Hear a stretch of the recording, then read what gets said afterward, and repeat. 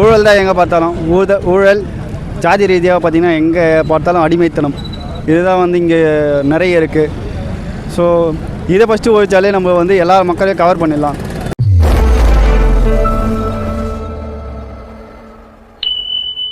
எல்லாருக்கும் மாலை வணக்கம். என் பேர் வந்து பார்த்திபன்.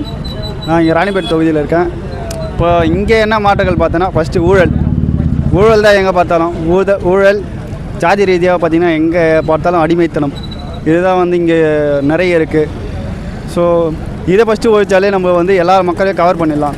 இன்னொன்று வந்து சிந்திக்கிற தன்மை வந்து யாருக்கும் அவ்வளோ கம்மியாக இருக்குது மீன்ஸ் எப்படி சொல்கிறேன்னா எல்லாம் வந்து திரை கவர்ச்சியும் ஒன்று, இன்னொன்று வந்து ஊழல் அதுக்கே போயிடுறாங்க. இல்லை நாங்கள் வந்து பரம்பரை வறுமையாக இந்த இதில் இருந்தோம் அந்த மாதிரி வந்து எல்லாமே மைண்ட் செட் எல்லாமே அதில் போயிட்டுருக்கு. ஸோ நாம் தமிழர் கட்சியில் இருக்கிறவங்க பார்த்திங்கன்னா முக்கால்வாசி வந்து சிந்தனை திறன் வந்து அதிகமாகவே இருக்கும். அதிகமாக மீன்ஸ் எப்படி சொல்கிறதுனா எது நம்மளுக்கு தேவையில்லை அப்படின்னு சொல்கிறதுக்காக தான் முக்கியமான இருக்கவங்க எல்லாரோட எண்ணங்கள் பார்த்திங்கன்னா அப்படி தான் இருக்கும்.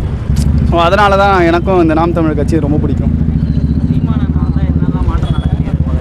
சீமானண்ணா வந்தாங்கன்னா பார்த்திங்கன்னா அவர் சொன்ன மாதிரி தான் தலைக்கீழ் மாற்றம் தான். எல்லாமே சாத்தியம் இல்லைன்னு எதுவும் சொல்ல முடியாது, நம்மளாக உருவாக்குறது தான் சாத்தியம்.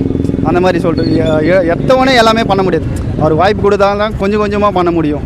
ஆனால் வந்து நிறைய பேர் வந்து எதுக்குமே களத்திலே இல்லாதவங்களே வந்து அவர் பண்ணுவாருன்னு சொல்லிட்டு எதிர்பார்க்குறது. ஆனால் இத்தனை வருஷமாக வந்து 10-15 வருஷமாக வந்து அவர் போராடி இத்தனை பேர் வந்து சேர்த்துருக்காரு. அதுவே ஒரு பெரிய வெற்றி தான்.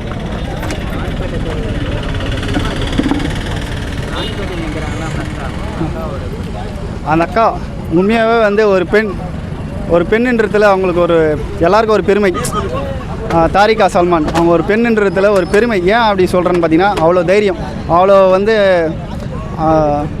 ஆண்கள் இருக்கிற இடத்துல பெண்களும் நானும் வந்து எல்லோருக்கும் சமம் அப்படின்னு சொல்லிட்டு ஒரு பேசுகிறது ஒரு தைரியமே அவங்களுக்கு வந்து பாராட்டத்தன்மை விட்டுது.